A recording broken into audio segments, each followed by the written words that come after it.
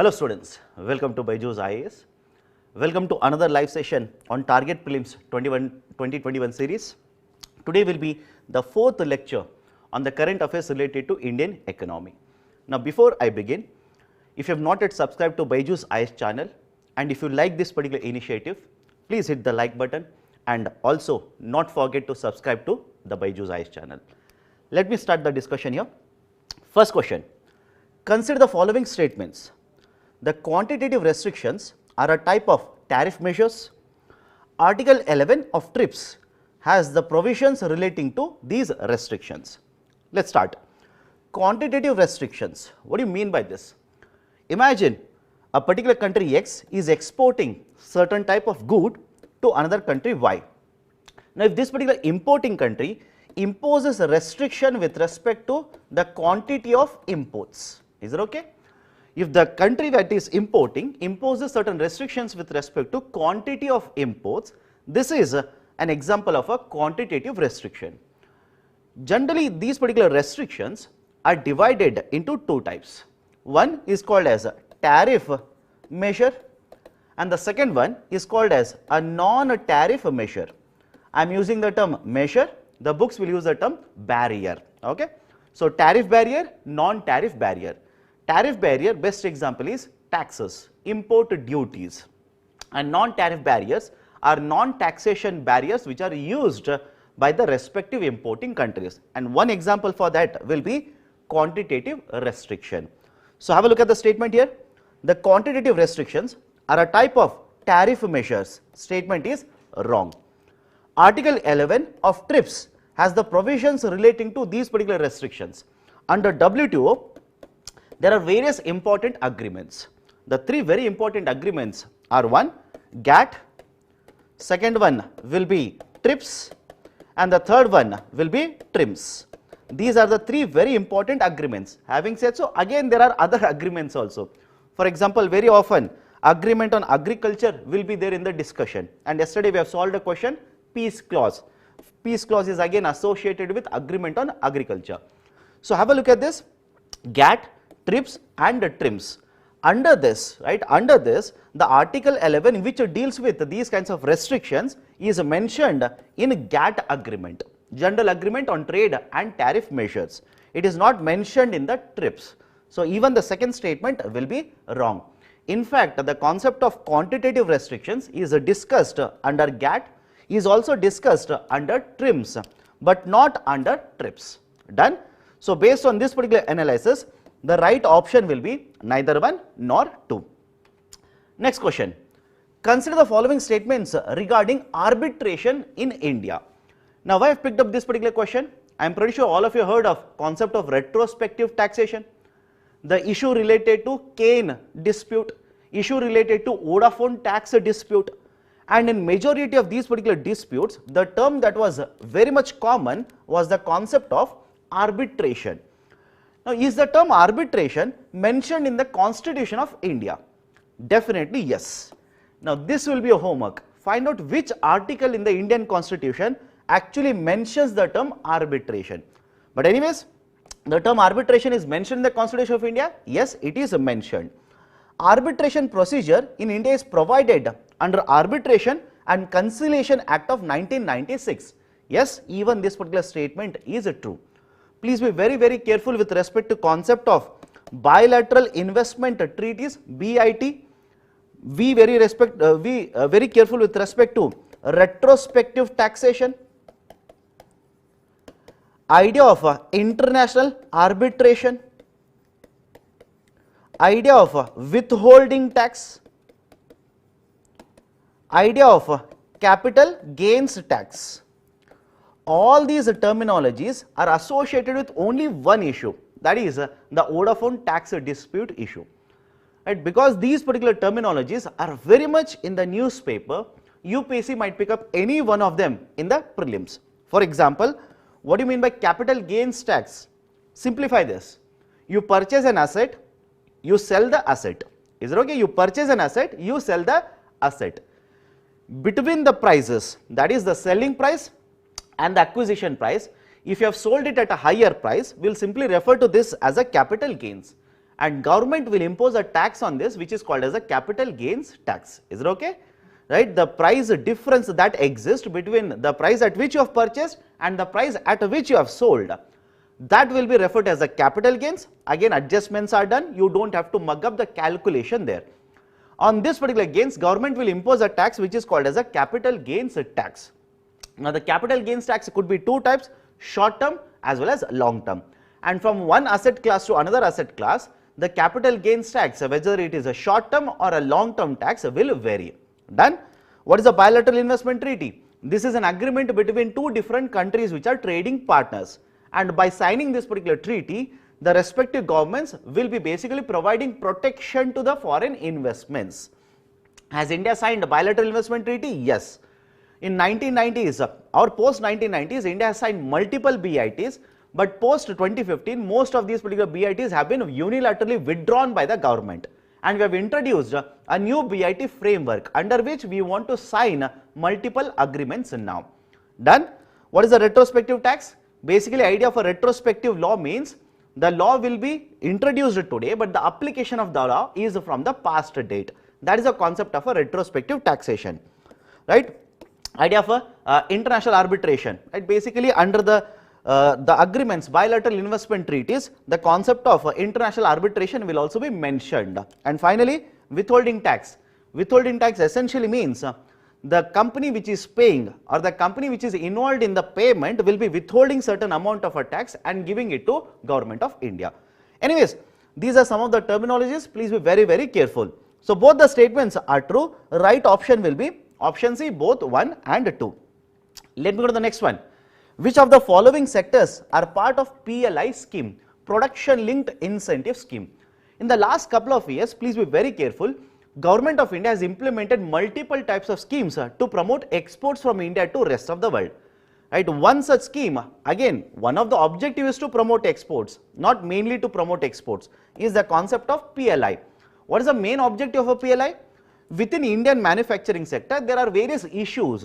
Okay, to address these particular issues and to attract a lot of investments into the domestic manufacturing, Government of India has been promoting concept of a production linked incentive scheme.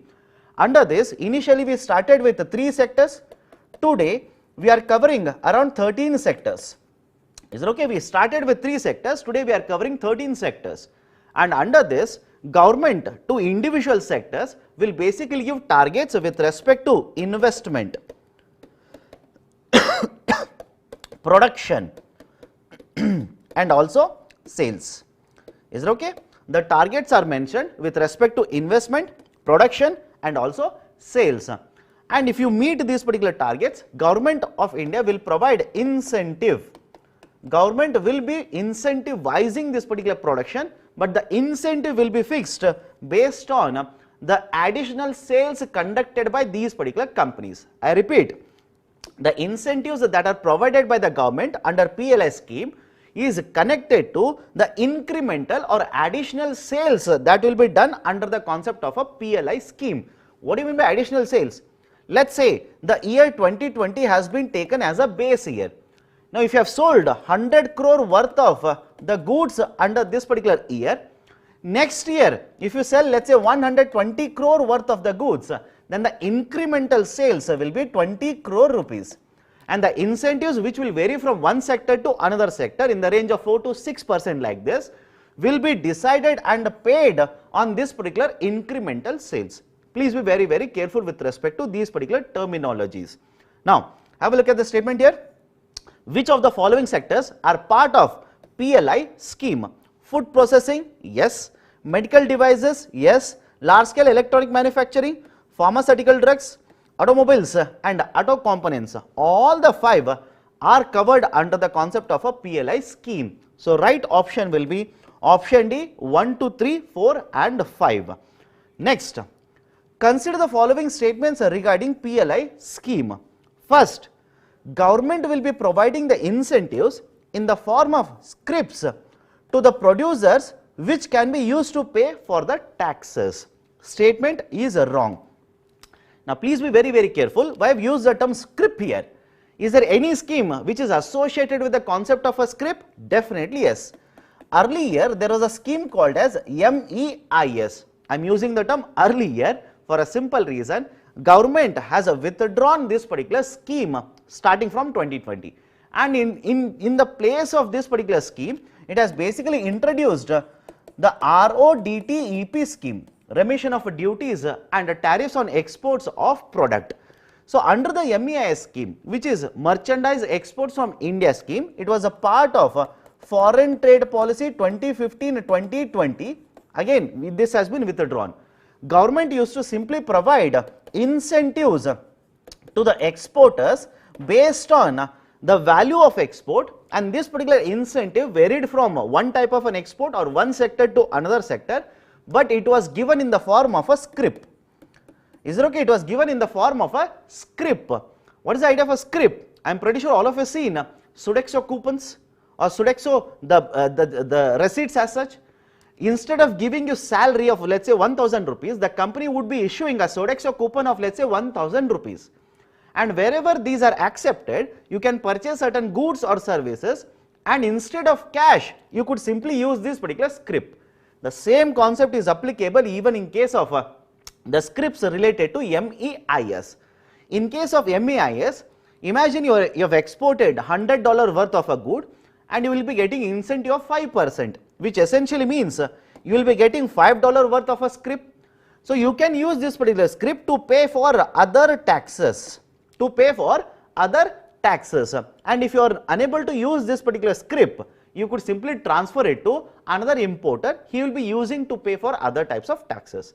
So that is the reason I have used the term scrip here. But anyways, in case of PLI, do they provide scrip? Absolutely no. Cash incentives are provided. Is it okay? Cash incentives are provided. Second, the incentives will be based on the total sales done by the eligible companies. Is it based on the sales? That is total sales? Absolutely no. Incremental sales. Remember the term. Total sales means total 120 crore. For example, in the previous slide, I had taken that number. Total sales is 120 crore rupees. Will the government pay increment on the full 120 crore rupees? Absolutely no. Compared to base year, how much is the additional sales, incremental sales? On that, government will be providing the incentive. So even the second statement is wrong. So both of them are wrong. Right option will be option D, neither one nor two. Now I have mentioned one more scheme here. RODTEP scheme, remission of duties and tariffs on export products. Please understand, there is a term called as embedded taxes. Is it okay? There is a term called as embedded taxes. What do you mean by embedded taxes? These are the taxes which has been paid by the manufacturer, but these have not been refunded. There is no input tax credit provided on these particular products or the taxes paid by the manufacturer. Let's take a simple example. Imagine here is a manufacturer who has produced a good, let's say worth 100 rupees. Whatever input taxes he has paid under GST, these particular input taxes will be provided in the form of what? Input tax credit. But there are certain other types of taxes which are paid by this particular manufacturer to panchayats, to the state government, to the central government, which are not refunded, which are not given in the form of ITC under GST. So as a manufacturer, what you will do? You will not pay these particular taxes out of your pocket. These particular taxes will be transferred to the consumer in the form of higher market prices. And because government wants to promote more and more exports from the domestic market to international market, government has the objective of zero rating these particular exports. Is it okay? Zero rating of these particular exports. And when I say zero rating, no taxes are getting added in the system. Whatever taxes are paid, these particular taxes will be given back in the form of input tax credit to the manufacturer. That is the idea of a zero taxing of exports. And if you ask me, sir, why do you want to zero tax the exports? Very simple. One, we want to promote exports. First point. Second point, the way to promote exports is to make your exports more and more competitive in the international market. What better way to make it more competitive than reducing its prices, right? So by reducing these particular prices, by eliminating the concept of embedded taxation, by zero rating these particular exports, we want to ensure our exports will be promoted. Done?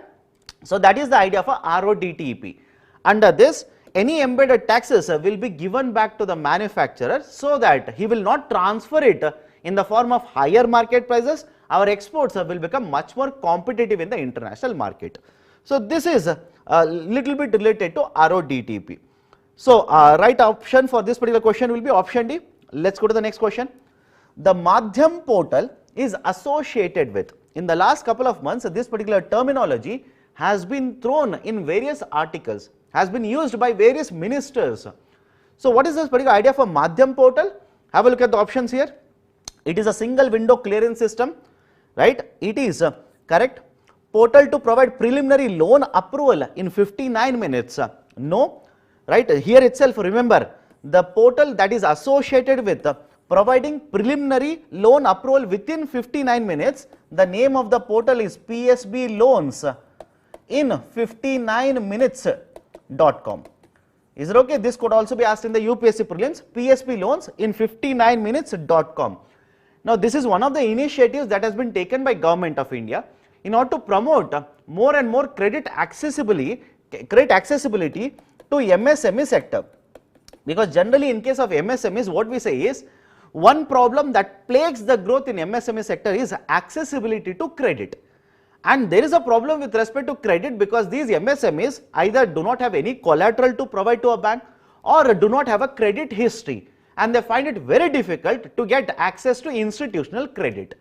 So Government of India, in order to promote more and more accessibility to credit, has launched this particular portal, website, where many of these particular banks are registered, and preliminary approval for a loan will be provided in 59 minutes. Preliminary approval, loan is not disbursed, preliminary approval is provided. Done? Portal to allow farmers in the country to buy and sell disease-free germplasm. The name of the portal that is associated with this particular option is eGopala. Remember that also, right? So this is also wrong. Enforcement of a contract. Now this particular enforcement of a contract is another portal which has been launched by Ministry of Justice, Ministry of Law and Justice, and that is associated with enforcement of contract itself. And why this becomes important? Remember this. There is a report called as Ease of Doing Business Report, EODBR, right? Ease of Doing Business Report, and this is published annually by whom? World Bank. And under this particular Ease of Doing Business Report, it basically evaluates different countries on 10 parameters.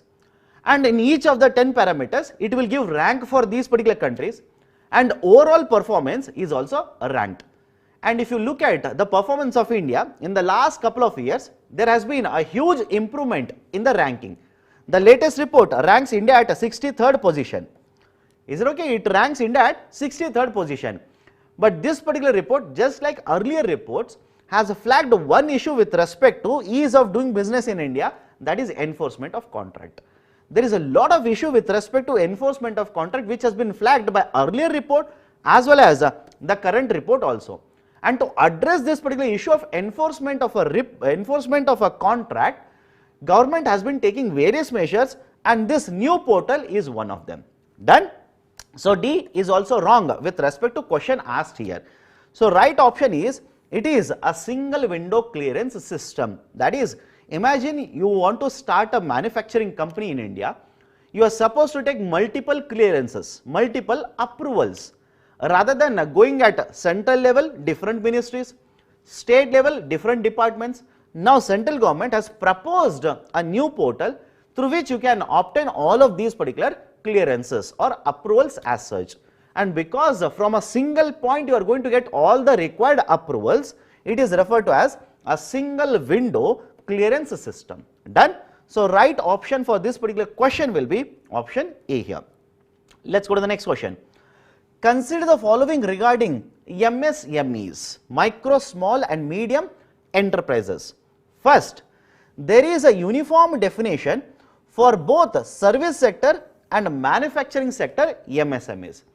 Please be very, very careful. The statement is correct. Why I have picked up this particular statement? Last year, Government of India has introduced a new definition wherein they have approached or they have basically introduced a uniform definition for both micro, small and medium enterprises irrespective of whether they come under manufacturing or services sector. Earlier, have a look at this particular table. Earlier, there was a different definition for manufacturing sector and there was a different definition for services sector. Is it okay? MSMEs, right? There was a different definition for manufacturing MSMEs and a different definition for service sector MSMEs. Now, Government of India has simply introduced only one definition, okay, only one definition which is applicable to both manufacturing as well as service sector enterprises. Remember the thresholds under the new definition. As per the new definition, we are going to consider two parameters now. One will be as usual investment in plant and machinery. Is it okay? Investment in plant and machinery, and second parameter will be turnover. Is it okay? Second parameter will be turnover. And any unit which achieves an investment of up to 1 crore rupees, which has investment up to 1 crore rupees and a turnover of up to 5 crore rupees will be classified as a micro enterprise irrespective of a manufacturing or a service sector entity. And in case of a medium, it will increase to 10 crore rupees and the turnover will increase to 50 crore rupees. And in case of the micro, small and medium, okay, micro, small and medium. Finally, in case of medium, the investment limit is fixed at 50 crore rupees and the turnover limit has been fixed at 250 crore rupees. This is the new definition. Is it okay? This is the new definition. Remember this particular new definition. It could be asked in the prelims. Now, first statement is a true. Second, there is a portal called as Uddham Portal. It will provide hassle-free or paperless registration. It is based on self-registration purpose or self-certification purpose. These new entities or micro, small and medium enterprises are supposed to be registered on this particular Uddham Portal. The statement is related to Uddham Portal. Have a look at this. Only Aadhaar number will be enough for registration under Uddham Portal. Statement is true, right? Only Aadhaar is sufficient. Now, some of you will simply say, sir, if they provide only Aadhaar, what about other documents such as, let's say, PAN, right? What about that document? Government says you provide your Aadhaar, we will basically obtain your PAN data and other registration related data from the other, right, the sources as such. You only provide Aadhaar, more than sufficient. We will get all the relevant details of your company, right? So, even the second statement is true. So, 1 and 2 are correct. Right option will be option C, both 1 and 2. Let's go to the next one. Which of the following are considered to be part of MSMEs? Again, understand the context here. The context is very recently the Government of India has notified the retailers as well as wholesalers to be part of MSME sector. Is it okay? I'll repeat it. Very recently the government has announced that the retailers as well as wholesalers will be considered as a part of MSME, micro, small and medium enterprises. Earlier, they were already recognized as MSMEs. But couple of years ago, Government of India announced that because these are not associated with any kind of a production, these will not be recognized. These were de-recognized as MSMEs. But couple of months ago, again Government of India has announced that yes, retailers as well as wholesalers again will be recognized as a part of MSME group itself. Done? So, which of the following are considered to be part of MSMEs? Training educational institute, training educational institution? Yes. Equipment rental and leasing units? Yes. Khadi products and hosiery products? Yes. Handicrafts, coir? Yes. All the 7 are the examples of MSME enterprises. So, right option for this particular question will be option D, 1, 2, 3, 4, 5, 6 and 7. Next, which of the following are associated with the factoring business? Which of the following are associated with factoring business? Trades? Yes. M1 exchange, RXIL, invoicement. All of them are associated with factoring business. Now, some of you will start thinking, sir, what do you mean by factoring business? Let me give you the basics here. Imagine here is a MSME enterprise, micro, small, medium enterprise. It will sell certain raw material or an intermediate good, let's say to another company XYZ, and let's assume name of MSME is ABC. So ABC will sell certain raw material to XYZ, and XYZ is supposed to make payment to ABC. Generally what happens is, XYZ doesn't make the payment immediately, it will ask for certain time period. Credit cycle is a concept here. It will say, let's say I will need 45 days to make the payment. Is it okay? I'll need 45 days to make the payment. Now within this particular 45 days, what if this particular ABC wants money, urgently requires money? In this particular situation, they can go for a concept called as factoring. They can go for a concept called as factoring. In case of factoring, what happens is, there is a third party, let's say financial institution, right? Company EFG. Is okay, a financial institution, company EFG.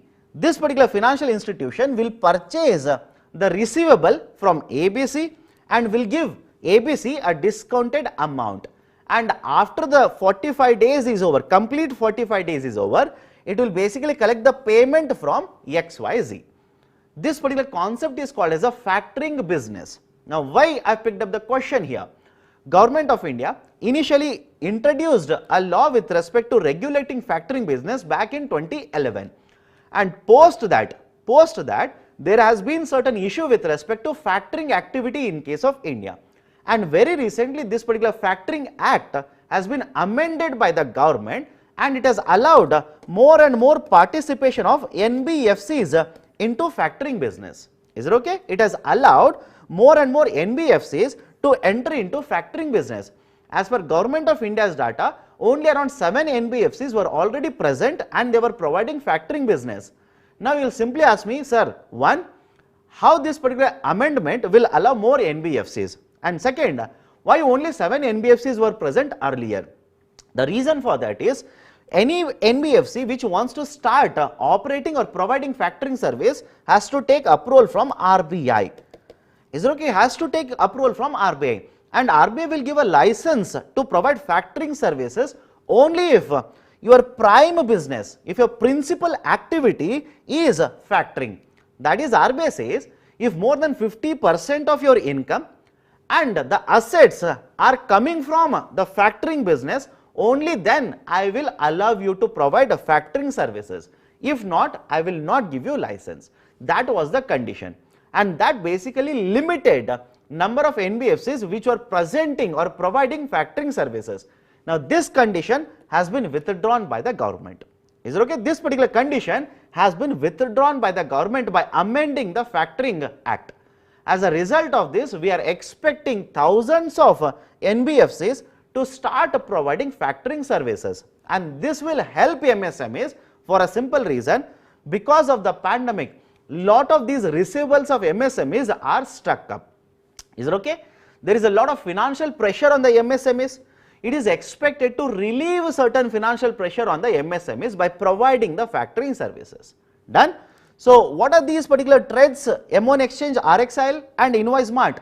I said that factoring can be done physically or it can be done digitally also. And these particular threads, M1 Exchange, RXIL and Invoice Mart, are basically nothing but the digital factoring service providers. That is, these are going to provide factoring services but through digital platform.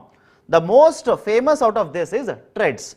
TREDS stands for Trade Receivable E-Discounting System. Is it okay? Trade Receivable E-Discounting System. And this is the one which Government of India most of the times promotes. Okay. So all the four are related to factoring business. Right option will be option D, 1, 2, 3 and 4. Let's go to the next question here. Consider the following statements regarding District Mineral Funds, DMF. Let's start with the statement, we'll connect it to current affairs later. District Mineral Fund is a setup with amendment to MMDR Amendment Act in 2015. Statement is correct. Central government amended the Mines and Mineral Development and Regulation Act, and as a result of this amendment in 2015, we set up District Mineral Funds, DMF. First statement, true. Second, contributions under this will be coming from the central as well as the state government. Statement is wrong. This particular statement is wrong. Why? The funds under this particular DMF will be contributed by the companies which are involved in mining activities. Is it okay? The companies which are involved in mining activities and other activities, I will tell you, for example, telecom companies, just make a correction, mining companies, not telecom companies, mining companies. So, mining companies which are involved, which have got the license and which are mining out, right, in this particular region, the funds are supposed to be collected, and within this particular region, the population which is affected, we will use these particular funds to provide certain welfare benefits to this particular population. Now, how this particular welfare benefit will be provided? As per the guidelines, follow this, as per the guidelines, these particular mining companies are supposed to pay 10% of their royalty fees. Is it okay? They are supposed to pay 10% of their royalty fees. Royalty essentially is paid to government. So, additional 10% of this particular royalty fees will be contributed into this particular DMF, and the funds which are going to be collected will be utilized for priority purposes. For example, 60% of these particular funds will be utilized for providing let us say facilities such as energy, facilities such as healthcare facilities, right, facilities such as roads, etc. So, generally 60% and 40% is the division like this, 60% for this kind of an infrastructure, 40% for this kind of an infrastructure, right. Only for this kind of an infrastructure or these kinds of welfare schemes the funds can be utilized, right, you will have to remember this. So, second statement, contributions under this fund will be coming from the central and state government, this particular statement is wrong. So, right option here will be option A, only one. Okay, let us go to the next question here. Consider the following statements regarding the Prepack Insolvency Resolution Process, PIRP, Prepack Insolvency Resolution Process.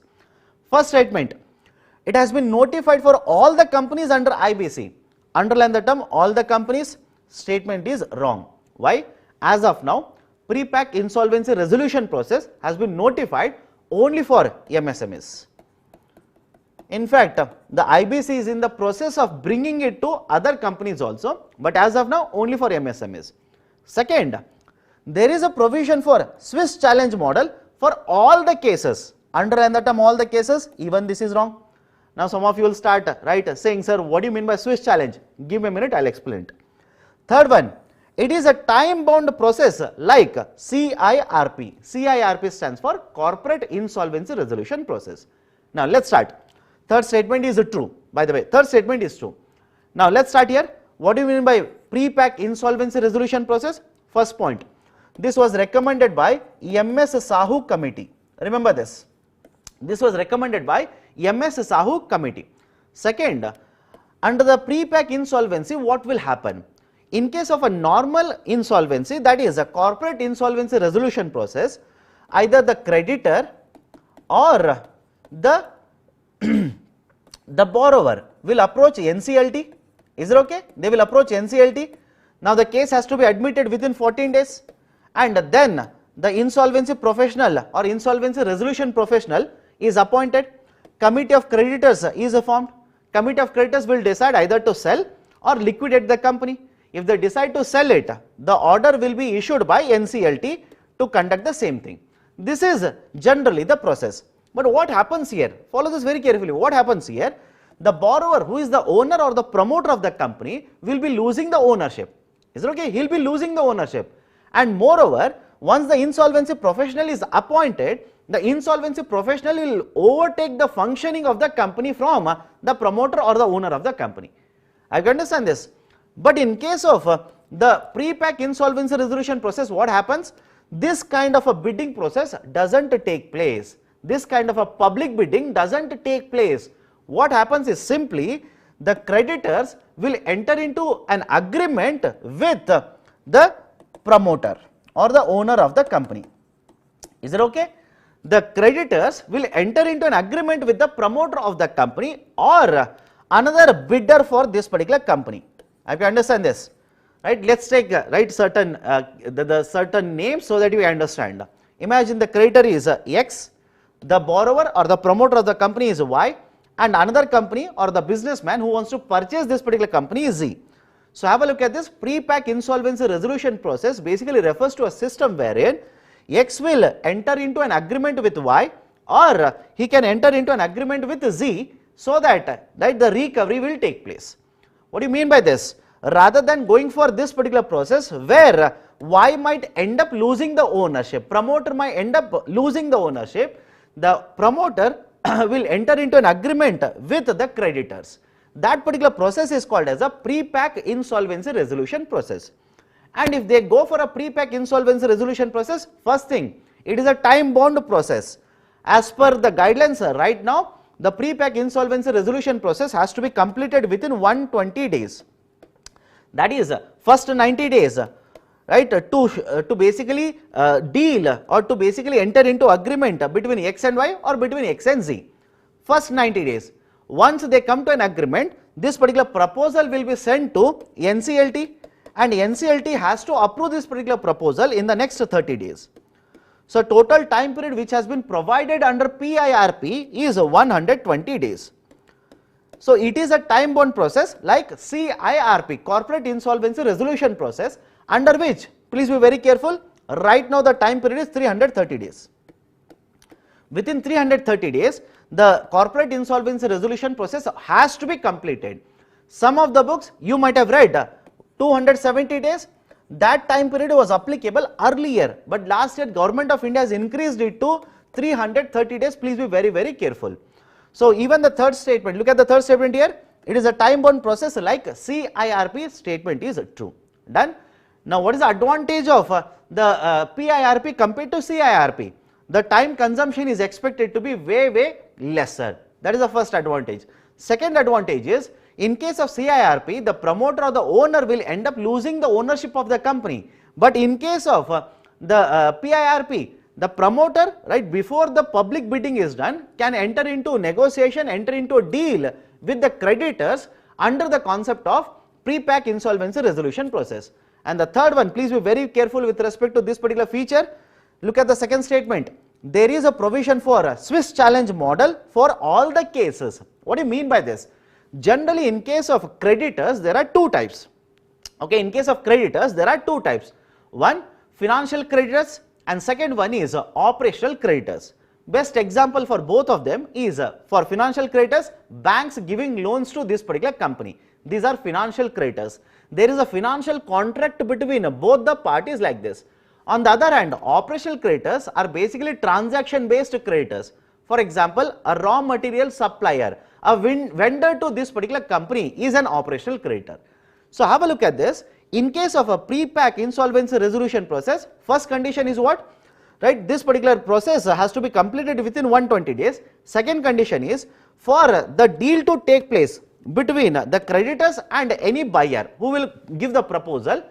Right, for this 66% of the financial creditors will have to agree. 66% of the financial creditors will have to agree. That is the second very important condition. Third important condition, imagine 66% of value of creditors, financial creditors agree, but operational creditors, I can understand this, operational creditors recovery is less than 100%. I repeat the statement.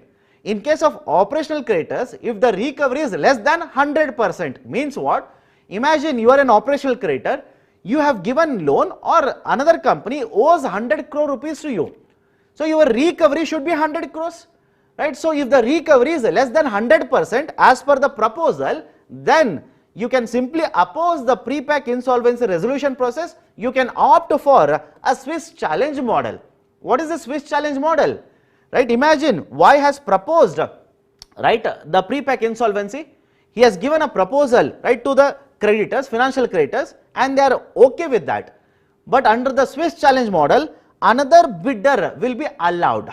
Is it okay? Another person will be allowed to bid for this particular company.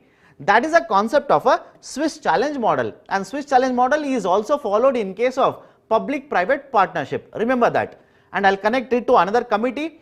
There was a committee which was set up by Government of India, Vijay Kelkar committee related to PPP, and this particular committee recommended to government that you should not promote a Swiss challenge model in India. Remember that particular statement also. So in case of this, is it allowed in all the cases? Is Swiss challenge model allowed in all the cases? No. only where the operational creditors will have a lesser recovery, lesser than 100% recovery. Only in such cases Swiss challenge model will be allowed.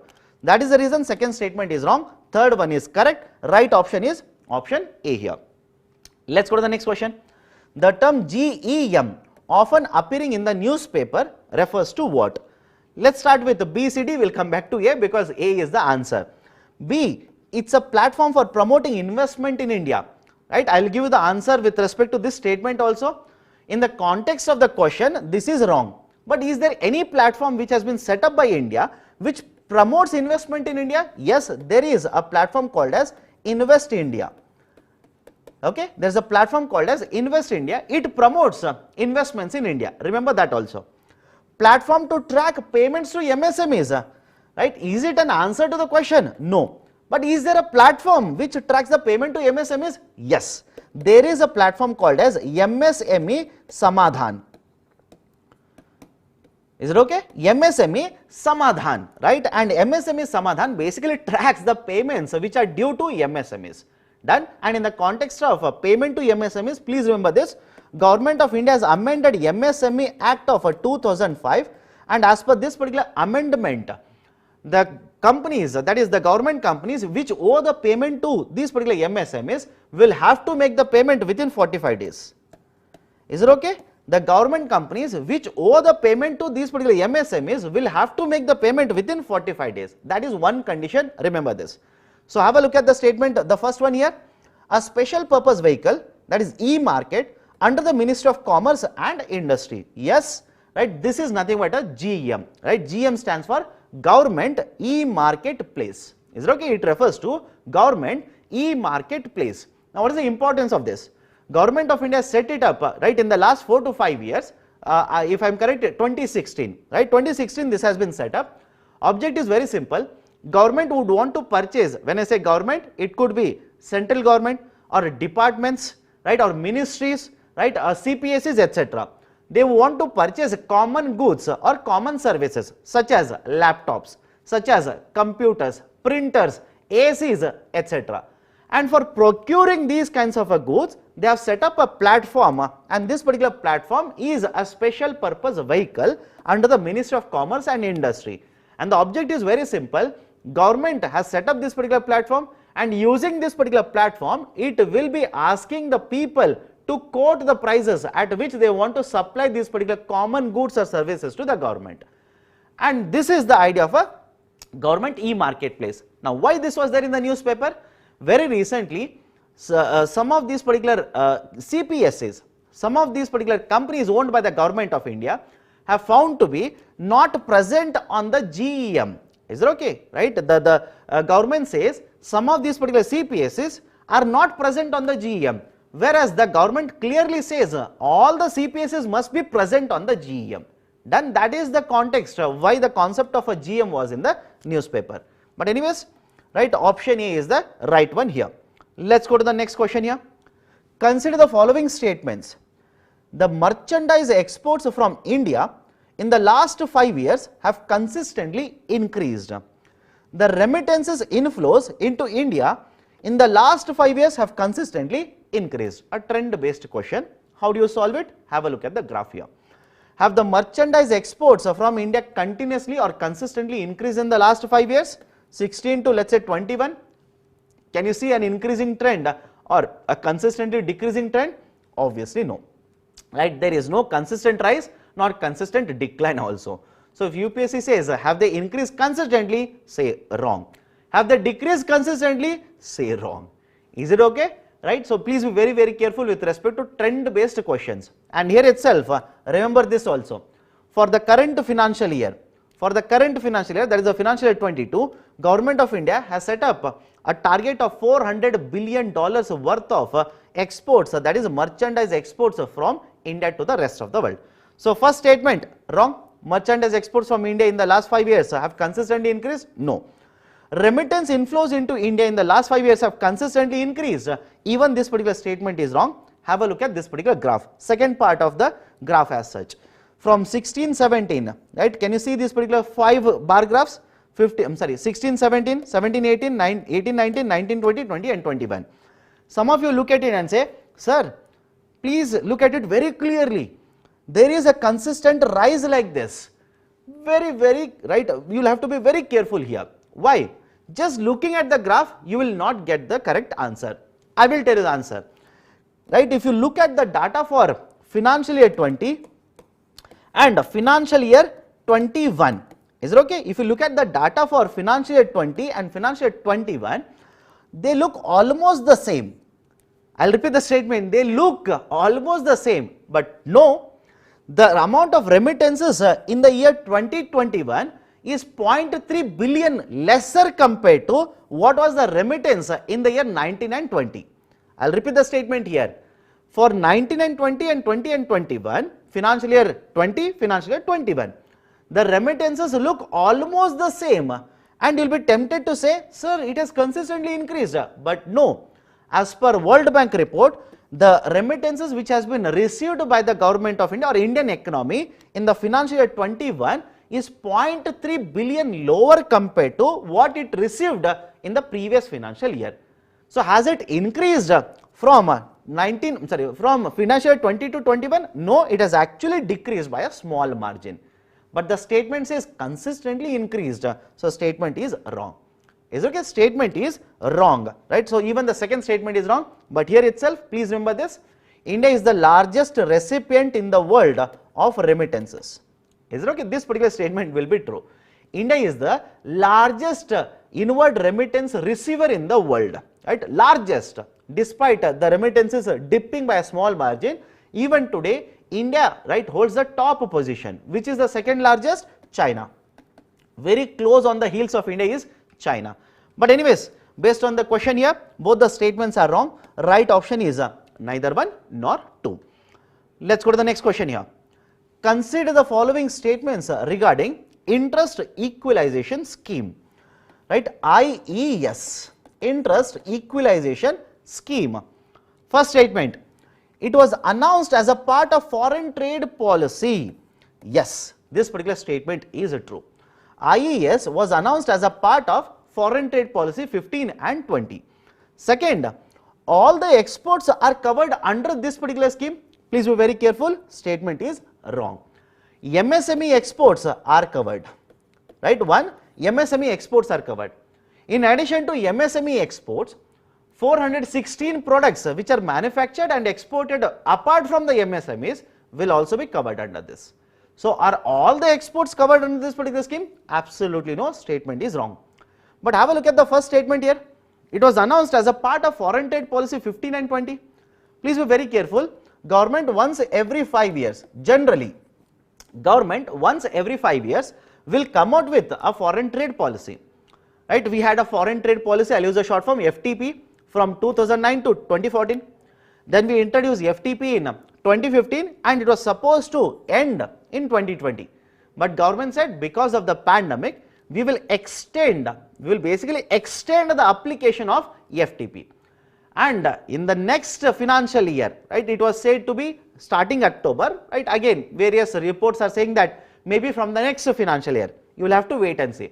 But anyways, what I'm trying to say is, it was expected that starting from 1st October, we are going to introduce a new foreign trade policy. But now again, right, I do not know whether it is going to be done or not. Various news reports are now saying that it might be introduced from the next financial year. But because this particular FTP, even today it is applicable, or in the last year it was applicable, you can expect a question on the foreign trade policy. Is it okay? You can expect a question on foreign trade policy. What are the important points under FTP? Please be very careful. Under the FTP 2015-2020, we had a target of exports worth $900 billion annually. We targeted $900 billion worth of exports annually. We have not been able to achieve that. Remember, first point. Second point, earlier there were different schemes for promotion of merchandise exports as well as services exports.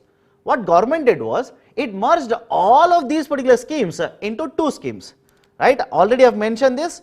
Scheme in relation to promotion of exports of merchandise was called as MEIS, and a scheme to promote service exports was called as SEIS, Service Exports from India scheme. Done. Third important point, the rewards which were given, incentives which were given were different from different sectors, and even SEZs, special economic zones, were also covered under this. Is okay? Even SEZs were also covered, and the exports from the SEZs were incentivized under this. There is one more scheme, export promotion of capital goods. Some of the restrictions or some of the conditions associated with EPCG were relaxed, and the incentives under FTP 15 to 20 were given in the form of scrips. Is it okay? They were given in the form of a scrip. Please be very careful with respect to this. What is a scrip? We have discussed earlier, but another 2 points related to scrip, remember this. Scrips were transferable. You could simply transfer the scrip to your friend who is also importer. He could use this to pay the taxes on the imports. But please understand, the validity of the scrip, initially was 18 months. Is it okay? The validity of the scrip initially was 18 months. If you have a scrip, you are supposed to utilize it in the next 18 months. This was increased to 24 months. Is it okay? This was increased to 24 months. Remember this. And another point related to scrip was, when you transfer or sell this particular scrip to your friend, it attracted GST. Government introduced GST 2017. So it started attracting GST of 12%. Right? Again, there was a protest from the exporters. Government reduced this. That is, the GST Council reduced it from 12% to 0%. These are some of the very, very important points with respect to concept of the foreign trade policy 2015 and 2020. Done? So based on the question here, the right option will be option A, only one. But more importantly, what is this interest equalization scheme which was part of FTP? Under the interest equalization scheme or IAS, government will be providing interest subvention. I'll use a short form, interest subvention, right, on pre or post shipment credit. I'll repeat it. The government will be providing interest subvention in the range of 3 to 5% on pre or post shipment credit, and this particular interest subvention was not given to exporter, rather it was given to banks. For example, imagine you take a loan for pre-export shipment and the rate of interest, let's say, is 8%, and government has identified you and you will be getting an interest subvention of 3%. It essentially means, rather than charging you 8%, the bank will be charging you 5%, and remaining 3% will be paid to bank by the government, like this. I can understand this. This particular scheme was called as interest equalization scheme. So only first point is true. Right option is option A here. Let's go to the next question. The term Fed tapering, often appearing in the newspaper, refers to. The concept of Fed tapering is very, very large, very, very vast. Let's try to simplify this, right, which could be used in the UPSC prelims. Fed tapering essentially is right, a policy wherein the RBI, or to be more precise here, a Federal Reserve, will be reversing the quantitative easing policy. Now some of you will simply say, sir, earlier we did not understand what is Fed tapering. Now we don't even understand what is quantitative easing also. Concept is very simple here. Whenever there is a, let's say, a recession, slowdown, or let's say depression in a particular economy, the government of that country as well as the central banker would want to promote a recovery, and this particular recovery or growth rate could be promoted by ensuring higher money supply. First point, higher money supply, and second, at lower interest rates. They can ensure that there is a recovery by ensuring there is higher money supply and lower interest rate. Now have a look at this. This particular policy of increasing the money supply and ensuring that the loans are available at a very, very low rate of interest is called as quantitative easing policy. It is referred as quantitative easing policy, and Federal Reserve followed a quantitative easing because of a pandemic. Earlier also, post 2008 global financial crisis, it followed a quantitative easing policy. As a result of QE, what happens? Money supply in the market increases. Loans are available at a cheaper rate of interest. Now there is a recovery that takes place in the economy, and when the recovery takes place, it is visible in a declining unemployment rate, in increasing growth rate, and inflationary trend in the market. And please understand, whenever there is a recovery happening like this, you do not want to have a large money supply at cheaper rate of interest. Why? If money is available, large amount at cheaper rate of interest, it will fuel inflation rate along with growth. So what does the central banker do at this particular point of time? It will start reversing the policy of quantitative easing. Is it okay? It will start reversing the policy of quantitative easing, and this particular reversal of quantitative easing will reduce the money supply in the market. Earlier, because of a quantitative easing, the volume of money in the market will increase.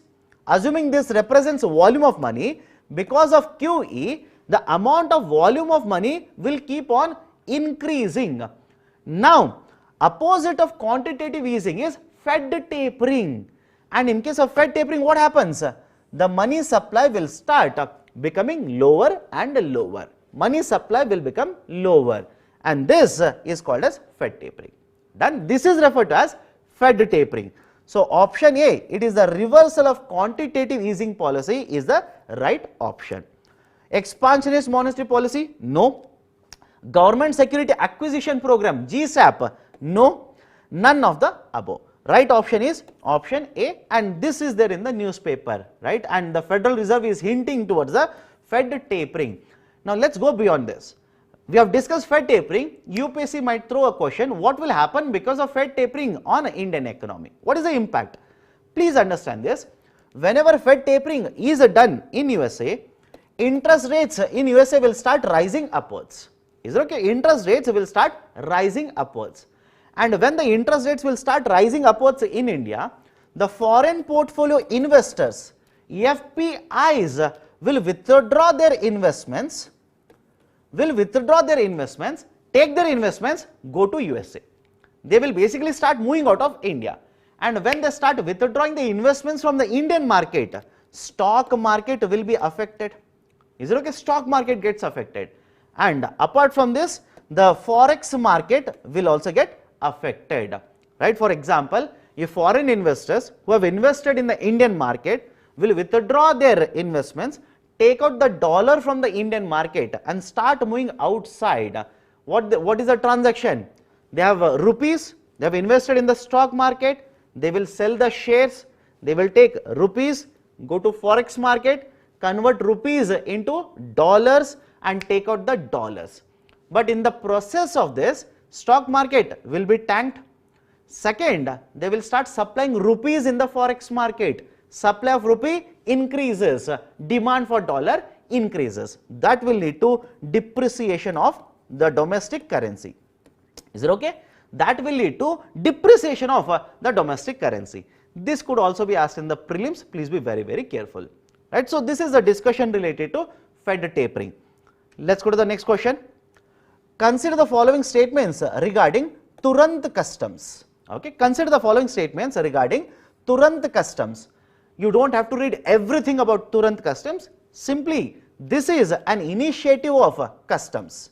It is an initiative of Customs Department wherein they want to make the clearance of customs as much as possible faceless, as much as possible paperless and contactless system. Is it okay? Whenever you are importing something, you are supposed to go through the customs as such.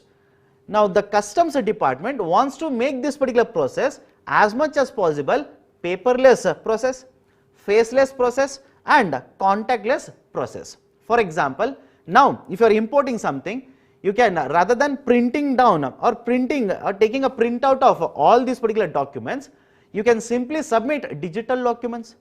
Right? They have introduced the concept of QR code also, which will be used in getting these particular custom clearances.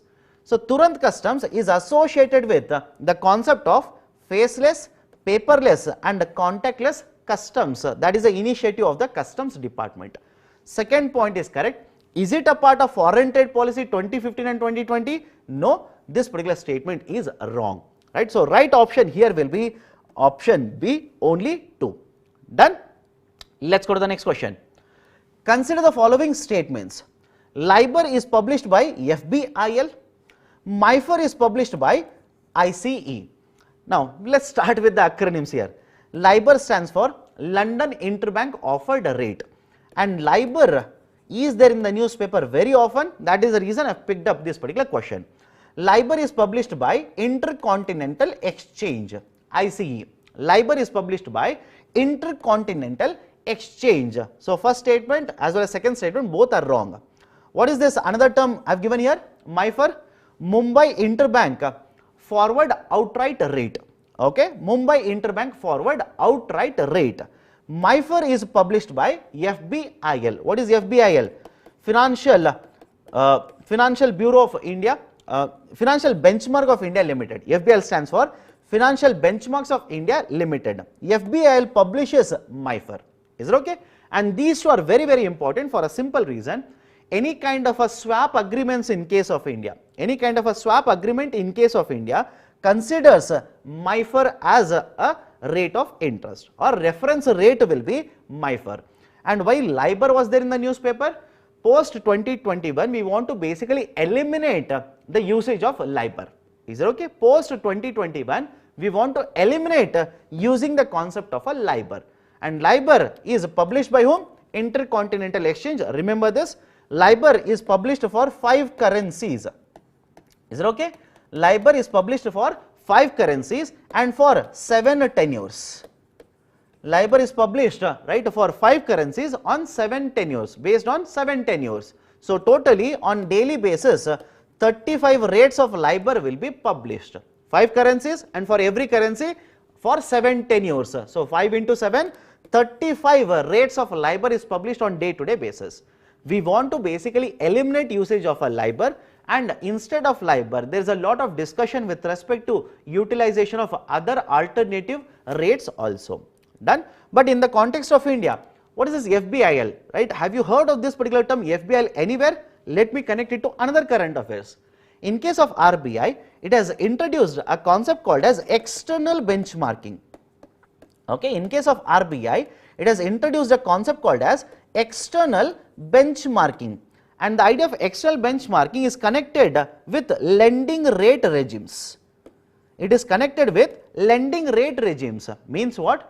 What is the rate of interest the bank will charge on a borrower, and how this particular lending rate is determined. That is the basic idea of a lending rate regime.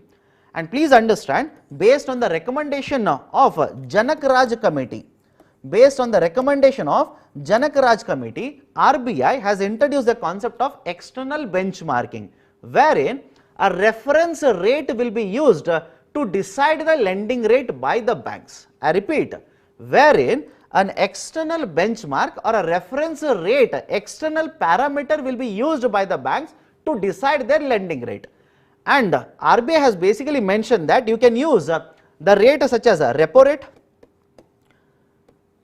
rate on 91-day treasury bill, 182 days treasury bill, or any of the parameters which are prepared by FBIL, Financial Benchmarks of India Limited. And that is the connection, right, to the current affairs here also. So, please be very careful, questions can be asked here also. As of now, RBI has brought in housing loans under the concept of external benchmarking, has brought in loans given to MSMEs under the concept of external benchmarking. And the whole objective of external benchmarking is, one, to make the system of lending rate regime as transparent as possible. Have you understand this? To make this particular system which is used by the banks to decide the lending rates as transparent as possible. Second, to have efficient monetary policy transmission. To have efficient monetary policy transmission. And third, whatever is rate decided by the bank, it should be fair to the borrower as well as to the lender. Both. Done. So, these are some of the very important points related to another concept of external benchmarking here. Right. So, based on this, LIBOR is published by FBIL, wrong. MIFR is published by ICE, wrong. Right option will be option D, neither 1 nor 2. Next question. Consider the following statements regarding SDR, special drawing rights. Right, in the earlier classes also we had discussed certain points with respect to SDR. Now a full-fledged question on SDR. SDRs are claims of member countries over the IMF. This statement is wrong. Please be very careful. SDRs do not provide a claim of member country over the IMF. Absolutely no. right? Member countries cannot have a claim over the IMF citing the STR. No. Fresh SDR's allocation was announced in August 2021. I know very right soon, very near to the exam date, but again, right, UPSC could be unpredictable also. Fresh SDR allocation was announced in August 2021. Yes, statement is true. This was the largest allocation of SDR in the history of IMF. This particular statement is also true. Now have a look at this particular representation here. IMF allocates the SDRs which are reserve assets. IMF allocates these particular SDRs based on the quotas to its member countries, and these particular SDRs are basically called as a reserve asset. These are called as reserve asset, and they do not provide any kind of a claim of the member countries on the IMF. This basically provides, that is STR provides a claim over freely convertible currencies. It is basically nothing but a claim over freely convertible currencies or free floating currencies in the international market. That is, you can use the STRs to convert them into, let's say, dollars, right, and sell these STRs to someone else in the market, let's say to another country, and get the dollars from the other country.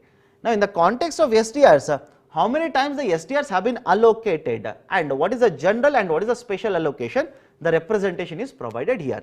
Have a look at this. 70-72 there was a general allocation, 79-81 there was another general allocation, 2009 because of global financial crisis there was one general allocation as well as special allocation, and finally in 2021 there is another special allocation. And as per the data given by IMF, the total number of STRs which have been approved to be issued and which have been already been issued to the member countries is 456 billion STRs. Is it okay? 456 billion STRs, and in terms of dollars, when you convert this, it translates to around $650 billion. That is the highest amount of STR which has been allocated so far in the history of IMF, and the previous highest was allocated back in the year 2009. Remember this also. The previous highest of 161 billion STRs was allocated back in the year 2009. Now go back to the question here. STRs are claims of member countries over the IMF. Statement is wrong. Fresh SDR allocation was announced in August 2021. True. This was the largest allocation of SDR in the history of IMF. True. 2 is correct. 3 is correct. Right option will be option C here. Okay. Let's go to the next question now. Consider the following statements regarding ODOP. What is this ODOP? One district, one product. Is it okay? This is referred as one district, one product. The objective of this particular scheme or program is very simple. We are going to identify at least one product in every district in India. Is it okay? I'll repeat it. We are going to identify at least one product in every district of India. There are more than 700 districts in India, and we are in the process of identifying one product in every district. And please understand, this particular identified product will be having huge amount of export potential. So we are going to identify this. We are going to promote more and more production of this good, and this will basically promote even the districts as export hubs. Is okay? The objective is identify one product from every district, facilitate more and more production of this. This will convert each of the districts into their own product or their own export hubs. And this particular program is being implemented by Ministry of Commerce. This is being implemented by Ministry of Commerce, and in consultation, right, in a venture, joint venture with even DGFT, Director General for Foreign Trade. They have already started identifying many of these particular products across India. So far, more than 100 products have been identified under one district, one product. And what will be done here? First, identify the product. Second, if there is any issue with respect to supply chain system related to product, for example, manufacturing of this, right, the government will provide assistance for manufacturers to scale up the production. Third, if there is any problem with respect to finding a buyer in the external market, Under the scheme, government says we will help you. We will try to find you a buyer in the international market also.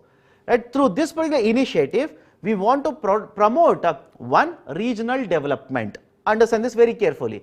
Through this, we want to promote concept of a regional development, because so far what we have seen is there are certain pockets in India, there are certain districts which contribute very highly to growth, which contribute high to production, high to GDP, etc.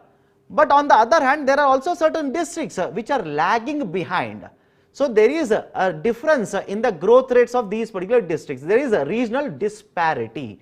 So we want to address the regional imbalance that is present by promoting each of the districts as export hubs. Is it okay? So promote regional development, promote exports also, promote production of more and more of the identified goods. These are some of the objectives that we want to achieve under the concept of one district, one product scheme. Look at the statements now. The objective is to convert each districts of the country into an export hub by identifying the products with export potential in the district. Statement is true. It also involves finding potential buyers outside India. Statement is true. So both of the statements are true. Right option will be option C, both 1 and 2. Let's go to the next one. Consider the following statements. The countries under WTO are divided into developed, developing and least developed countries based on their incomes. Very tricky question. Why? Most of you will look at the statement and say, okay, perfect, makes sense. Makes sense to divide the countries based on their income. But the point that you need to focus is that they are talking about WTO. Because under WTO, countries are not divided into developed, developing and least developed countries based on their incomes. Remember this. There is no concept of a division based on incomes under WTO. Rather, it is done under World Bank. I can understand, it is done under World Bank and not under WTO. Then in what parameter, under what circumstances these are divided into these groups? There is a concept called as a self-declaration. There is an idea of a self-declaration. That is, the countries will themselves declare whether they are developed country, developing country or least developing country. Self-declaration is done under WTO, not based on income. So first statement is wrong. Second, once these countries are recognized as a developing countries, they automatically become eligible for preferential treatment such as GSP.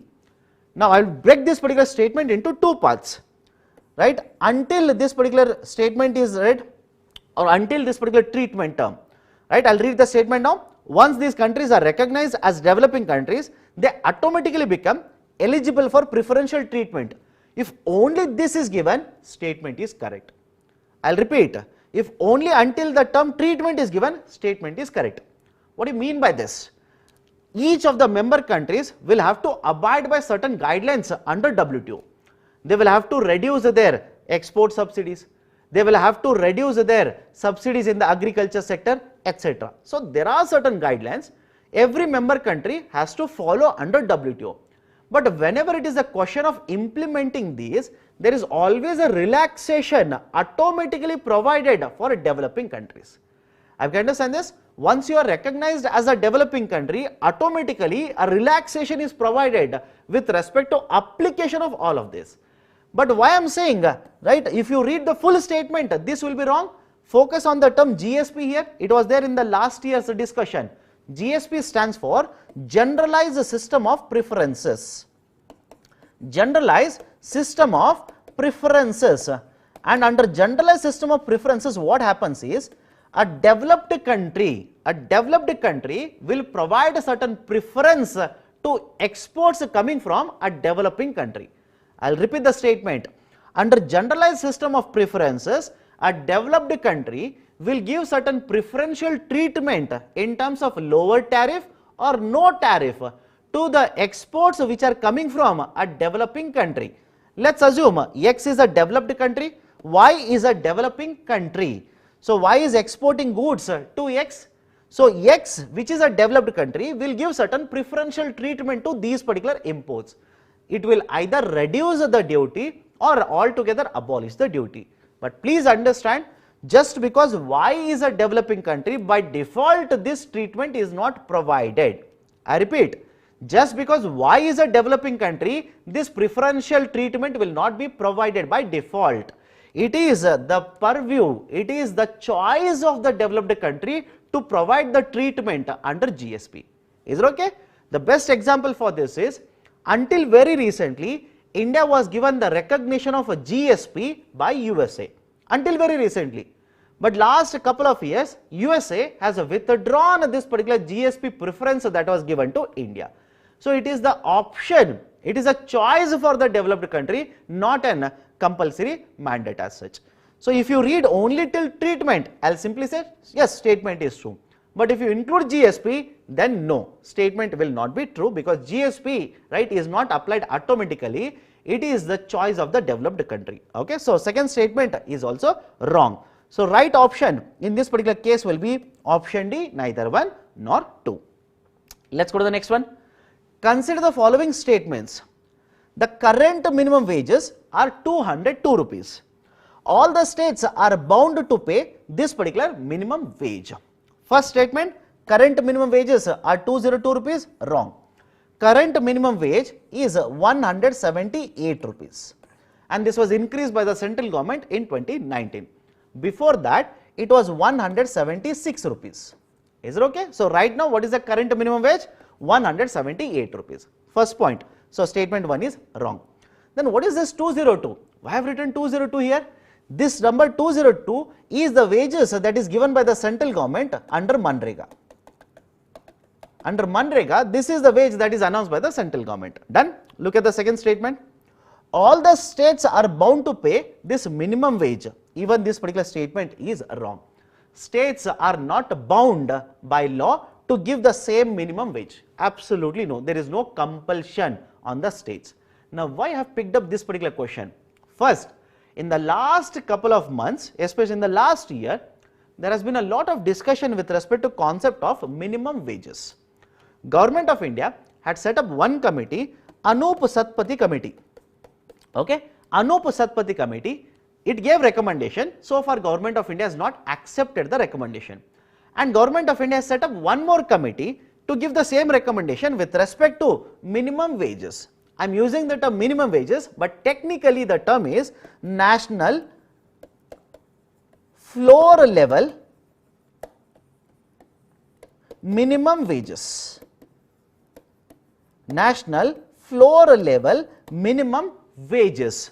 And once government will introduce a national floor level minimum wages, please understand this very carefully, every state government has to give at least this particular wage. Is it okay? Once the national floor level minimum wage is decided by the central government, the central government will decide it and the states will have to pay at least this particular minimum wage. Done?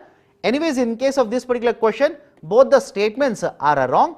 Right option will be option D, both are false. Let's go to the next question. Consider the following statements regarding PLFS. What is this PLFS? Periodic Labour Force Surveys. PLFS stands for Periodic Labour Force Surveys. And in the last 1 year, there has been so much of discussion with respect to PLFS. Why? Every now and then you will come across a data or the newspaper article saying that the unemployment rate has declined, unemployment rate reaches a historic low, etc. From where do you get this particular data for unemployment rate? It is the survey of PLFS, okay, Periodic Labour Force Surveys. Look at the statements here. Was launched by NSO in 2017. Statement is true. Was launched by NSO in 2017. Now, rather than using NSO, UPSC might simply use the term MOSPI, Ministry of Statistics and Program Implementation. That will also be correct. For a simple reason, NSO is a part of MOSPI. Okay, first statement true. Second statement, for determining the unemployment rate for 3 months, currently weekly status is used. It's such a technical statement, but this becomes very important because there is so much of a talk about unemployment rate in India. First and foremost, please be very careful. whenever they talk about unemployment rate, full population will not be considered. Is it okay? Whenever they talk about unemployment rate, full population is not considered. What they do is, they will take into consideration the labor force. In the denominator, they will place labor force, and in the numerator, they will basically place the person or the population which is unemployed. Now, you will simply ask a question, oh, sir, what do you mean by labor force here? As per technical definition, labor force means that population which is either searching for a job, is it okay? Either searching for a job or has a job. Is it okay? Labor force essentially refers to that population which is either searching for a job or has a job. If a person is searching for a job, gets a job, he is referred to as employed. And if he is still searching for the job, he is referred to as unemployed. Then some of you will simply say, who is left out then? Who is left out? People who are senior citizens, people who are incarcerated or institutionalized people, children below the age of 14 years, they will not be counted in this concept of a labor force. I can understand, they will not be considered as a part of a labor force. So when they talk about unemployment rate, they are not looking at full population, rather they are looking at the population which is searching for the job and has a job. Out of this population, how many are yet to get the job? That will give you unemployment rate. And please understand this very carefully. Earlier, right, before the idea of a PLFS was introduced, we used to measure unemployment rate once every 5 years in India. Is it okay? We used to measure unemployment rate once every 5 years, and that was done by NSO. There were different surveys also. I am focused on the official estimates. Right? NSO used to conduct a survey once every 5 years, and that was referred to as Employment Unemployment Survey, EUS, Employment Unemployment Survey. There was a committee which was set up, Arvind Panigaria Committee, and this particular committee looked at this practice of measuring unemployment once every 5 years and said it is an outdated concept. You cannot measure once every 5 years and using the same data to provide policy, right, let's say for next 5 years. So you are using an outdated data to make a policy, let's say after 3 years or after 4 years. That is the precise reason we have discontinued Employment Unemployment Survey and we have introduced Periodic Labor Force Survey. And under PLFS, for once every 3 months, the unemployment data is calculated and given. And for full year, also the unemployment data is calculated and given. But when you talk about 3 months data, generally they will take an activity status which is called as a current weekly status. Now question is, what is a current weekly status? And by the way, statement is true here. Current weekly status refers to a process wherein if a person has a job even for 1 hour, if a person had a job even for 1 hour in the last 1 week, he will be referred to as employed. Is it okay? He will be referred to as employed. And if the person did not have even 1 hour job in the last 1 week, he will be referred to as unemployed. So for 3 month data, for calculation of 3 month data, do they take current weekly status? Yes, correct. And what about annual unemployment data? In that particular case, they will use usual status as well as current weekly status, right? Usual status or usual principal status and current weekly status. Anyways, in this particular question, both the statements are true. Right option will be option C, both are true. Let's go to the next question. Consider the following statements. Share of central taxes or duties on crude oil and petroleum have been increasing in the last 5 years. In simple terms, the amount of taxes revenues or tax revenues collected by the central government by imposing tax on petrol and diesel have increased in the last 5 years. Share of state taxes or duties on crude oil and petroleum, rather than crude oil and petroleum, you can read petrol and diesel here, have been increasing in the last 5 years. Both the statements, which one is true? Let me show you a particular table here. Let me show a particular table, and the data is from 16-17 to 21, basically for 5 years. Have a look at what is the earning by the central government by imposing taxes on petrol as well as diesel. Again I am saying, although I have written crude oil and petroleum, read them as petrol and diesel. What has happened to the government, central government earning? Has the central government earning in the form of taxes increased on petrol and diesel? Yes, it has kept on increasing. You can see the data, it has kept on increasing. In fact, for 21, as per the projections, central government is going to collect more than 4 lakh crore rupees in the form of the taxes that it has imposed on the sales of petrol and diesel. So, first statement is true. The share of central taxes actually has increased. What about the state governments? What about the state governments? Have a look at this. For first 4 years, yes, it has increased. As per the projections, assuming it is correct, as per the projections for 21, the state government collection of these particular taxes is expected to come down. So, second statement will be wrong. Second statement will be wrong. Now, going further here, please be very careful. The government, both the center and the state, okay, governments both center and state impose taxes on the retail sales of petrol as well as the diesel. Is it okay? Both center as well as state impose taxes on petrol as well as diesel, and this has been one burning issue in the last 1 year. The prices have kept on shooting upwards, especially in the last 2 or 3 months. Now, please remember this, central government will impose central excise. Okay, central government will impose central excise, and central excise is always fixed per litre. Central excise is always fixed per litre, that is per litre 10 rupees. Right? If you purchase 2 litres, you will end up paying 10 plus 10. If you purchase 10 litres, you will end up paying 10 into 10, 100 rupees in the form of taxes to central government. What about the state government? State government generally imposes a percentage tax. Right? A percentage tax means what? It will, let's say, impose 10%. And the value of the petrol, let's say, right, by the retailer, right, when he is about to sell it, value of the petrol, let's say, is 80 rupees. So, 10% of 80 will be how much? 8 rupees. So, he will add 8 rupees tax from the state side, and he will also add 10 rupee tax from the central government, and he will sell it to you at 98 rupees. That is how the central government imposes a tax on this, as well as a state government as a percentage, which is nothing but a sales tax which is imposed by the state government here. Second very important point, India is a major importer of crude oil in the international market. India is a major importer of a crude oil in the international market. That is around 85% right now. Around 85% of our requirement we actually import from the international market. And when we are so much dependent on the imports like this, any variation in the exchange rate, that is rupee depreciates, any variation in the international market, that is crude oil becomes expensive, both of them will have a direct implication on what will be the retail price of these particular fuels. Is it okay? In addition to this, India also majorly imports the gas into India.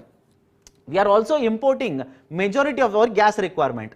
As per the latest data, 53% of our gas requirement we actually import into India. Done?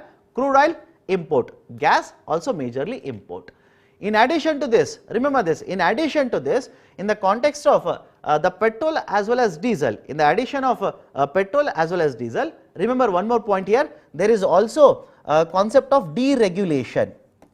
There is also a concept of deregulation. Means what? Currently we are following a practice wherein Government of India says we are going to price these petrol and diesel on a methodology called as daily dynamic pricing. Daily dynamic pricing, DDP, that is on day-to-day basis, on everyday basis, prices of these commodities are going to be changed. Daily dynamic pricing. And what do you mean by deregulation? The prices of these commodities will be determined by the market. That is a precise reason petrol was deregulated in 2010, diesel was deregulated in 2014. Right, remember this, petrol in 2010, diesel in 2014. ATF was much before deregulated back in 2002. Done? So, these are certain very important points with respect to concept of petrol and diesel. In addition to this, one more current affairs related topic is concept of oil bonds, which we have already discussed in the current affairs videos as such. Right, in the context of oil bonds, very recent, that is the reason I am not given a question here. But just to be on a safer side, please have a look at the concept of oil bonds also. Right, but anyways, look at the statements here. First one is correct, second one is wrong, right option is option A, only one is true. Let's go to the next question. Consider the following statements. The consumption of kerosene has shown an increasing trend in the last 5 years.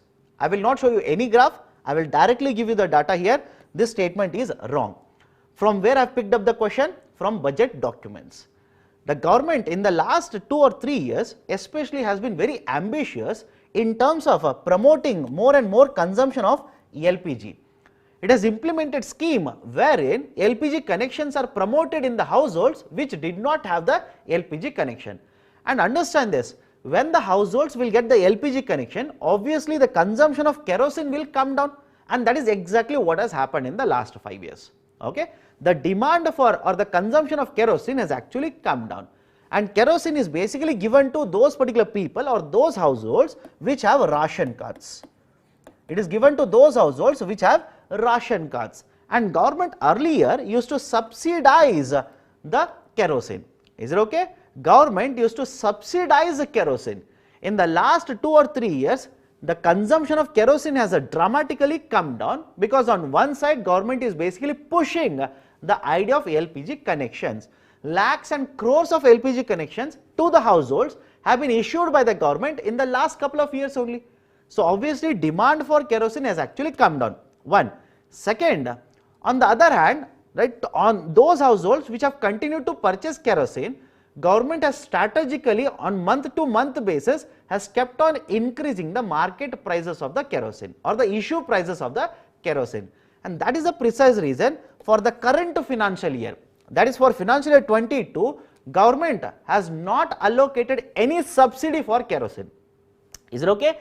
Government for the current financial year has not allocated any amount of a subsidy for kerosene, right? No subsidy has been allocated. So second statement wrong. Okay, so first is also wrong, second is also wrong. Right option will be option D, both are false. Next question. Consider the following statements. Currently, solar imports attract a basic customs duty and a safeguard duty. India imports around 90% of its solar cells and modules. Let's start. On one side, Government of India is promoting renewable energy. What is the target? 175 gigawatts by 2022. First point. Out of 175 GW, you have a 100 gigawatts target for solar. But here comes the problem. India, right, as of now, India has a capacity of 3 gigawatts of manufacturing of solar cells and a 9 gigawatt manufacturing capacity of solar modules. Is it okay? 3 gigawatts for cell manufacturing and 9 gigawatt for module manufacturing. In essence, whatever capacity we have in the domestic market is not sufficient to meet the demand. As a result of this, currently more than 90% of the requirement of a cell and module we actually import. Is it okay? More than 90% of these particular requirements we import into India, majorly coming from China. So what government did was to promote the domestic manufacturing and to reduce the imports. Couple of years ago, introduced the concept of safeguard duties. Imposed safeguard duties on these particular solar modules which are coming into India, targeting Chinese imports. So as a result of this, what has happened? These particular safeguard duties have increased the market prices of these imports which are coming from China. What happened? Right? As a result of this, it has been found that the dependence on imports during the imposition of safeguard duties, even during the period when we had safeguard duties, the dependence on imports has actually increased. We have imported more and more during the period of safeguard duties itself. But very recently, this particular safeguard duty, the time period, right, is over. The safeguard duty imposition time period is over, right, maybe from June or July, right, whatever the month is, don't worry. Very recently the time period is over. Now government says starting next financial year, follow this, starting next financial year, that is from 1st April 2022, starting from that financial year, I am going to impose a basic customs duty on these particular imports. But till then, right, is there a safeguard duty on this? No. Is there a basic customs duty on this? No. right now, right, that is still 1st April 2022, there is no basic customs duty on this, nor there is a safeguard duty on this, right. Both of them are not applicable today. Done. So currently the solar imports attract a basic customs duty and a safeguard duty. Statement is wrong. India imports around 90% of its solar cells and modules. Yes, statement is true. Right option is option B, only 2 is true here. Next, consider the following statements regarding draft national rail plan. Okay, draft national rail plan. Now this particular plan was very recently proposed, maybe in the month of March. Right, under this particular plan, what Government of India proposes is, we are going to develop capacity within the railways, right, till the time period, that is basically for time period between 21 to 2051. Whatever is the requirement of capacity, we are going to develop this particular capacity. You can understand, that is the proposal, or that is the objective of National Rail Plan. For this, we will invest and develop infrastructure within the railways. But there is one very important point here. Government says we will invest and develop the infrastructure, and the finances from the central government, that is Consolidated Fund of India, will go to development of infrastructure till 2030. Till 2030 we will finance it. But because we have developed capacity, we have developed infrastructure, using this infrastructure we are going to generate revenues after 2030. After 2030, right, using the same capacity we are going to generate revenues, and we will use these revenues to develop further infrastructure. I can understand, till 2030 government will fund it, but after 2030 the infrastructure projects that we have already developed will be generating surplus revenues, and we will be utilizing those revenues to further develop the infrastructure. Government will not be funding directly those infrastructure projects then. And in addition to this, right, as per the plan, as per this particular proposal, right now the railway freight contribution is around 27%. That is, out of the total freight transportation that happens in India, only 27% contribution comes from the railways. And this particular plan focuses on increasing this to 45%. We want to further increase it to 45%. So first statement is true. Now if 27% of freight transportation comes from railways, right, yes, everything else is coming from where? Who else is contributing? Remember this, 27 from railways, more than 60% from roadways. More than 60% from roadways, remaining from other sources. Best example, inland waterways. Is it okay? Inland waterways. And that is the precise reason now Government of India is focused on inland waterways, development of inland waterways. And for this, Government of India set up Inland Waterways Authority of India, has declared 111 waterways as a national waterways. Right, so they want to develop this particular waterways, use it for mode of a transportation. Cost of transportation is expected to come down, emission is expected to come down, efficiency of the fuel consumption is expected to increase. And please understand, if you achieve all of them, there is one more objective that you will be achieving. Right now, one of the issues with respect to manufacturing in India, is the transportation cost is very high. Is it okay? Transportation cost in India is very high. Government of India says that transportation cost or logistic cost in India is somewhere around 14% of GDP. Somewhere around 14% of GDP, we will have to reduce it. And that is the reason Government of India is also thinking, right, of bringing in a new proposal, that is logistics policy. They are thinking of bringing in a new policy called as logistics policy, wherein they want to reduce this cost of transportation from 14% of GDP to somewhere around 7 to 8% of GDP. And that will also help, right, in promotion of manufacturing, reducing the cost of these particular goods, right, in the form of reduced market prices. Done. Anyways, look at the statements here. Aims at increasing share of railway freight from 27 to 45%. Yes, statement is true. Throughout the phase of implementation, that is from 2020 to 2051, the central government funding has been proposed. No, only till 2030 central government will provide the funding. Third, proposes 3 dedicated freight corridors. Yes, this statement is true. One freight corridor which has been proposed under this is east-west freight corridor. Second one is east freight corridor, and the third one is north-south freight corridor. These are the 3 freight corridors which have been proposed under this particular draft National Rail Plan. So, third statement is true. Right option for this particular question will be option C, 1 and 3. Next one, consider the following statements regarding NIIF. Right, NIIF is the first sovereign wealth fund set up by the government. Sovereign wealth fund. What do you mean by sovereign wealth fund? This is a fund which is owned by the respective governments. I am using the term sovereign wealth fund. Some of the books or magazines will also use the term quasi-sovereign wealth fund. Means only part of this is owned by the government. That is also true. How? I will come to that. Give me a minute. This particular idea of a NIIF was proposed earlier in the budget, and Government of India has gone ahead and has set up this particular NIIF. Objective here is there is a lot of issue with respect to infrastructure financing. Is it okay? There is a lot of issue with respect to infrastructure financing in India. Why infrastructure financing generally requires large value of a loan? Is it okay? Large value of a loan and for longer tenure.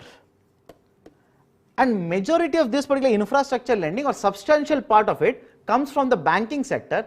Banking sector doesn't have the right approach to provide finances for the infrastructure. Why? Banking sector collects deposits which are generally of a medium term, but infrastructure lending is for a longer duration, and that creates an issue which is referred as asset liability mismatch, which is affecting the finances of the banking sector. Now, to address this, already we have discussed the concept of NABFID, National Bank for Financing Infrastructure Development, which becomes a development finance institution in India. In addition to this, much before the proposal of NABFID, government has set up NIIF.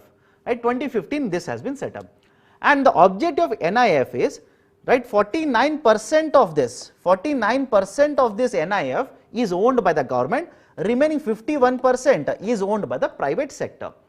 The funds have been pooled, and these particular funds will be utilized in investing in green projects, greenfield projects, not green projects, greenfield projects, and also the projects which are stuck up.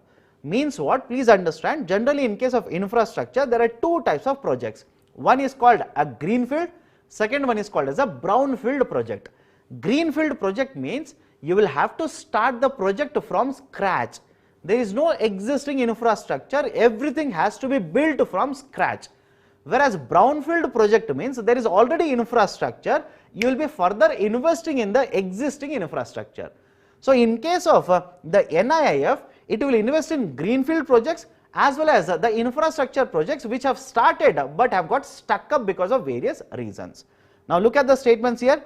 Ownership of this is between central government and the private sector in the ratio of 51 to 49%. It is exactly opposite, 49% to 51%. Right? That is the reason this is also referred to as quasi-sovereign wealth fund, and this is the first sovereign wealth fund in India.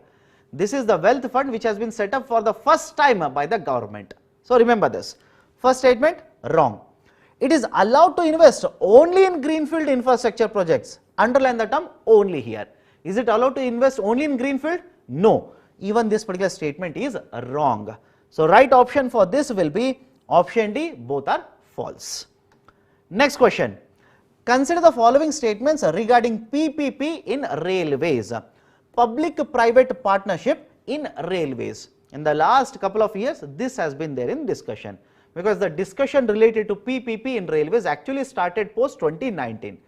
Right, now, have a look at the statements here. The concession period will be for 35 years. Statement is true.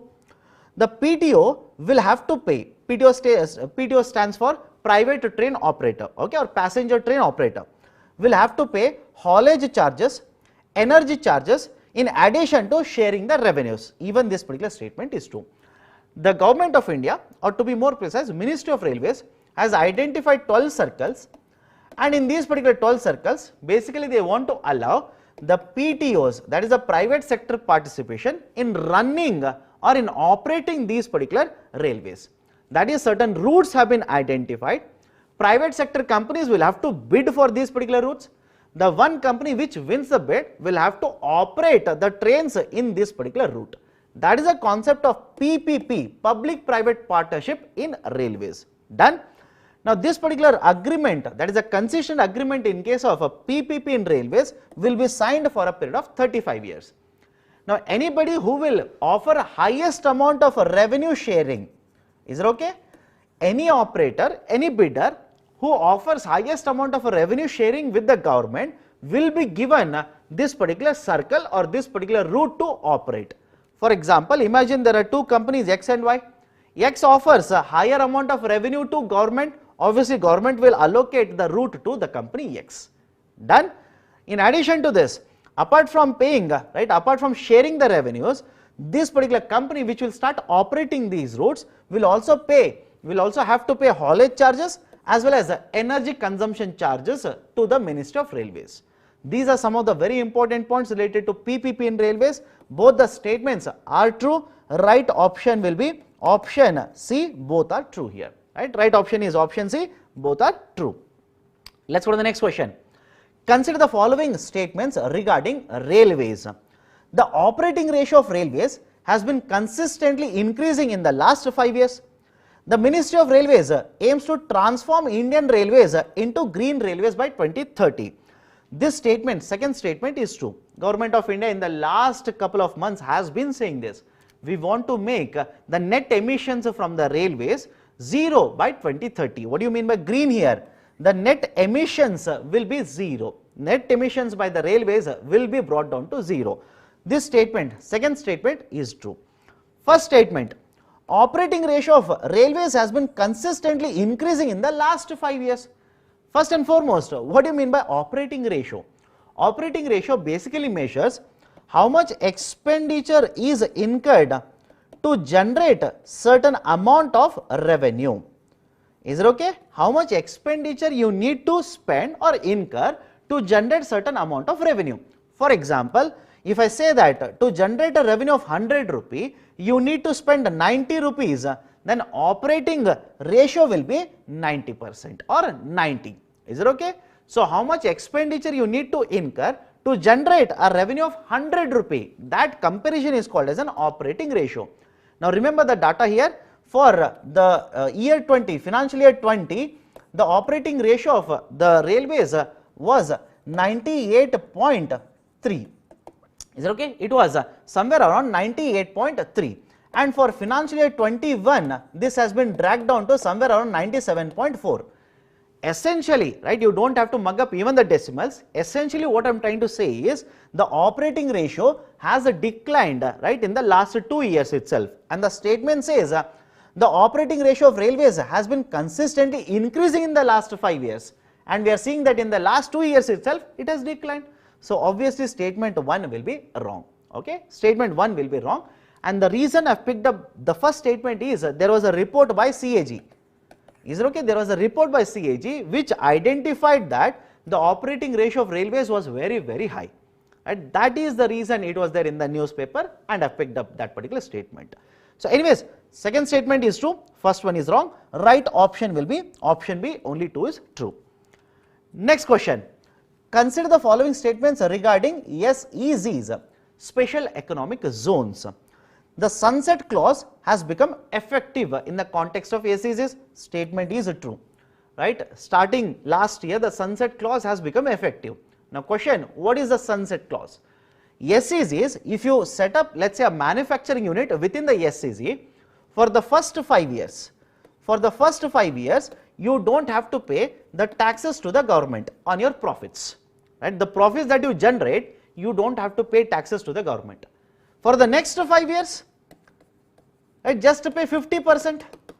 If you generate an income of, let's say, 100 crore and you are supposed to pay, let's say, 30 crore to government, you don't have to pay full 30 crore rupees, 50% of this.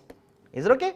Any unit which is set up in SEZ, for the first 5 years, full tax exemption, For the next 5 years, 50% tax exemption. So, this was introduced as one of the provisions under SEZ Act of 2005. Under SEZ Act of 2005, so that right, investors will set up more manufacturing facilities as well as service sector units within this particular SEZs. To attract investments, to attract manufacturing units, this kind of exemption was provided initially in the SEZ Act.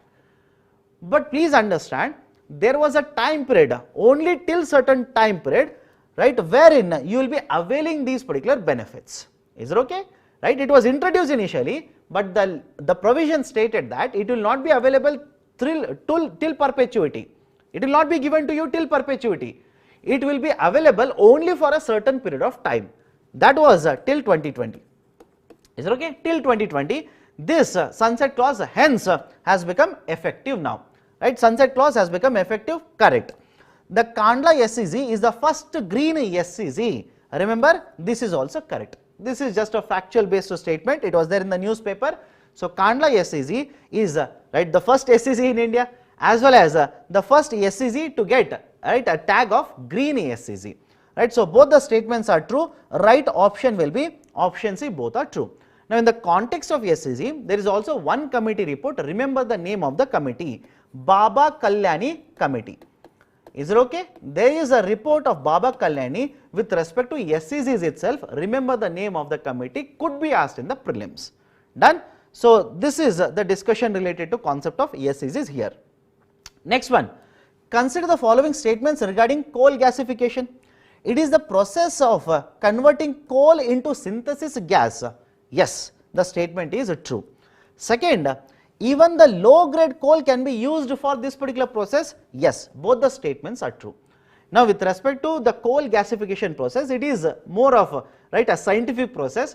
My recommendation is please go through that. They might ask you the question on right, what is the output of a coal gasification, right, what is the process of a coal gasification, it could be asked, right, definitely it is important, no doubt. So, both the statements are true in the context of coal gasification, and Government of India in the recent times in order to promote a fertilizer sector has been talking about and has been promoting the idea of a coal gasification. So, both the statements are true. Right option will be option C, both are true. Okay. Next question, consider the following statements.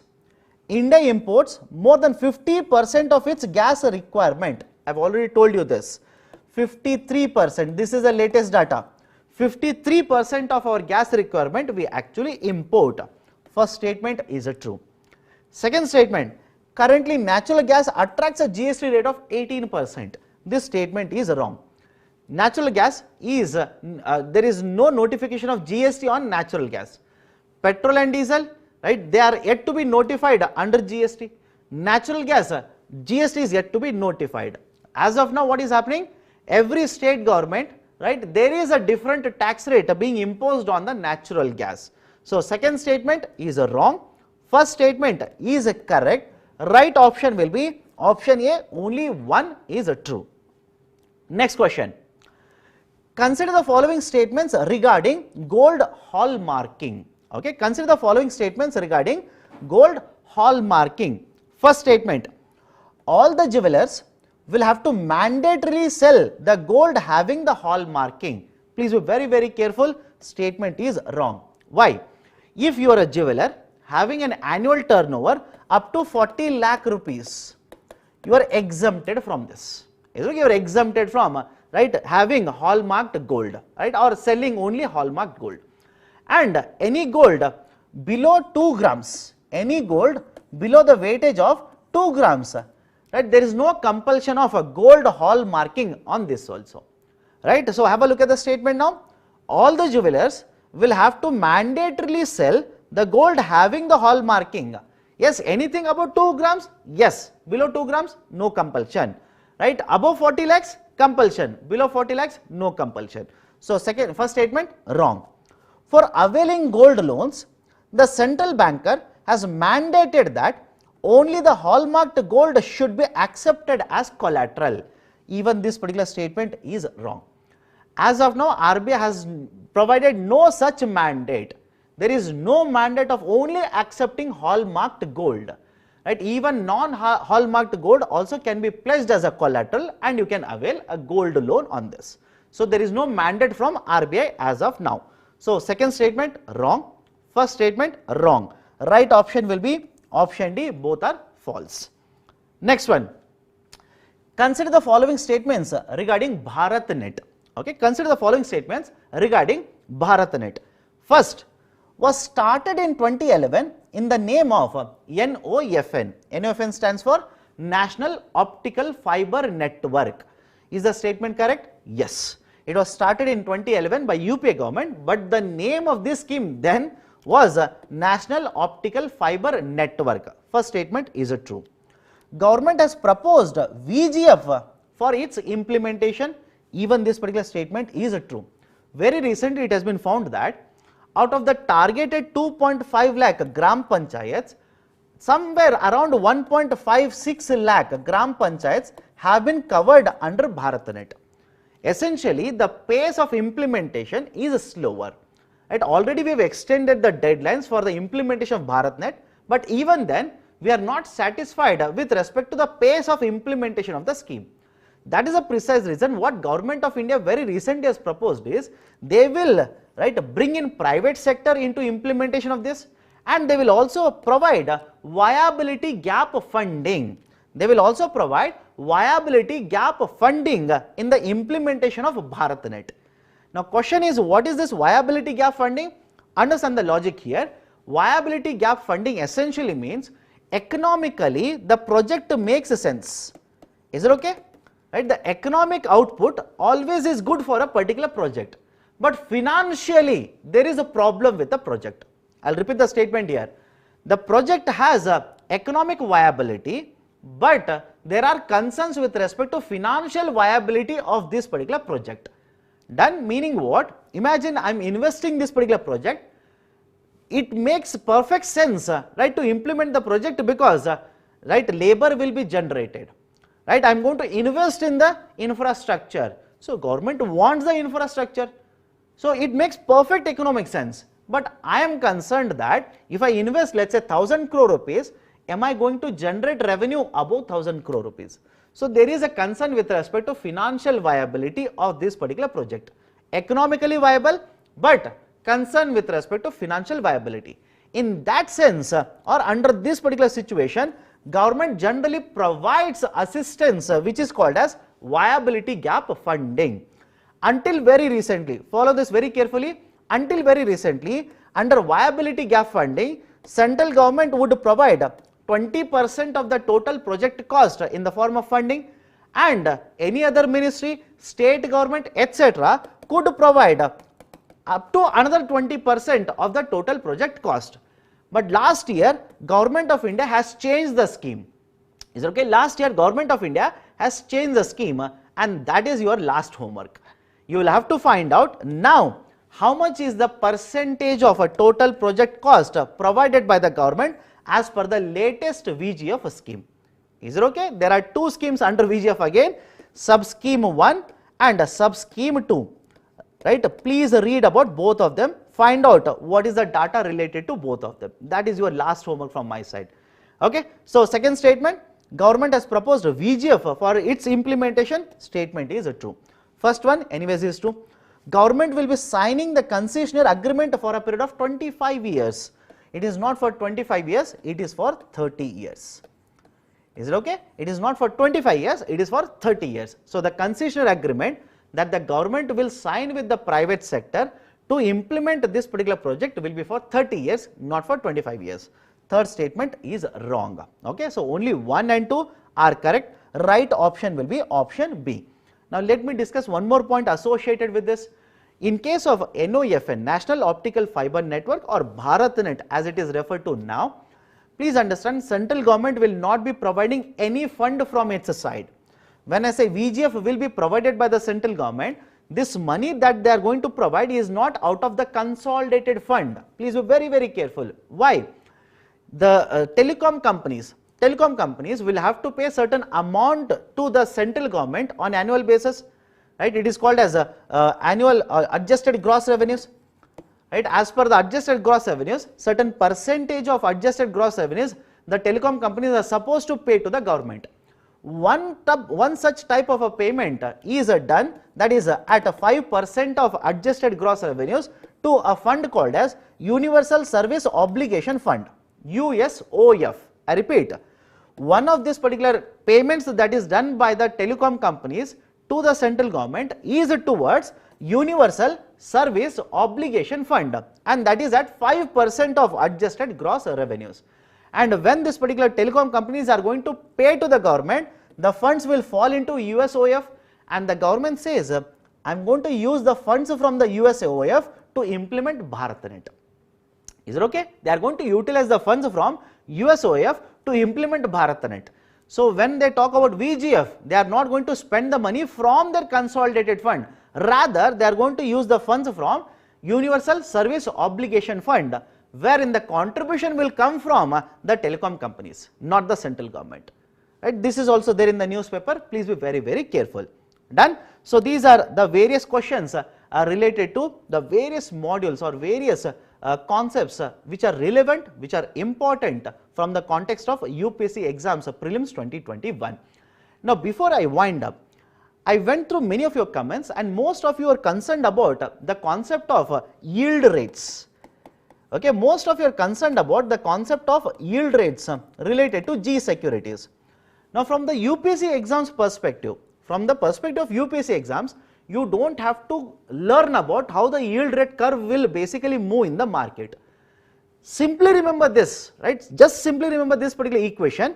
Whenever the market prices of the bonds will increase, yield rates will come down. Is it okay? Whenever the market prices of the bonds will increase, yield rates will come down. And under the concept of operation twist, this is what they are trying to do. The RBI under operation twist does what? Simultaneously sell, right, certain securities as well as repurchase certain securities. It will sell short-term securities and repurchase long-term securities. Focus on the repurchasing part here. When it will repurchase the long-term securities such as 10-year G securities, the demand for 10-year G securities will increase. Demand for 10-year G securities increases. When demand increases, market price also increases, and when market price increases, yield rate exactly moves in opposite direction. It will come down. And why this is important? Yield rate is nothing but the returns that the bonds will generate. Is it okay? The returns that the bonds will get to you is called as a yield rate, and yield rates will influence interest rates in the market. Again, very complicated combination. You don't have to read all of it. Remember the equation. Market price increases, yield rates will move in opposite direction, and yield rates will influence interest rates will also come down in the market. And when the interest rates will come down, companies can issue bonds, borrow at a lower rate of interest, right? Lending and borrowing will be done at lower rate of interest. That will aid the recovery in the market. That is the relationship between the market prices, yield rates. And some of you are simply saying, sir, then what is the difference between a yield rate and a coupon rate? Coupon rate is always fixed. Remember this. Coupon rate is always fixed. Imagine a bond worth 100 rupees is issued with a coupon rate of 6%. Simply means whatever be the market price of the bond later, right? The market price of the bonds will keep on varying. Whatever be the market price of the bond, right? Please understand, anybody who holds the bond will earn 6 rupees on this. Have you understand this? Right? Irrespective of the market price, coupon rate is how much? 6%. So 6% on 100 rupees, 6 rupees. So if you purchase the bond, whatever be the price at which you purchase, 100, 102, 98 rupees, 99 rupees or 104 rupees, doesn't matter. The government will simply give you 6 rupees.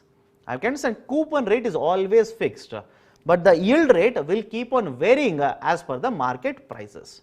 Done? Right? This is the connection. Don't get confused. You don't have to read all these particular concepts in detail for exams. If you know the basic idea, more than sufficient. That is one point. Second point, yesterday with respect to one of the questions, right, that is related to subsidies, related to fertilizers, right, I said both the points are wrong, but while ticking, I basically said option C is the correct one. Option D, neither one nor two is the correct one. Don't get confused. Analysis is correct. Only while ticking, by mistake, I ticked the wrong option. You don't do that particular mistake in the exams. So these are some of the points that I wanted to discuss before I wind up the discussion related to current affairs on the Indian economy. From my side, all the best for all of you. Please revise all these particular concepts very carefully. While answering the questions, don't expect that exactly the same questions will come. Wherever possible, take a tangential route and try to learn the concepts related to all these questions that we have discussed. Done? So before I wind up, again a reminder, if you have not yet subscribed to the BYJU'S IAS channel, please subscribe. It is an encouragement to us to provide better initiatives to you people. Kindly like the initiative, right? Hit the like button and provide your valuable comments in the section below. That's it from my side. Thank you. Have a good day.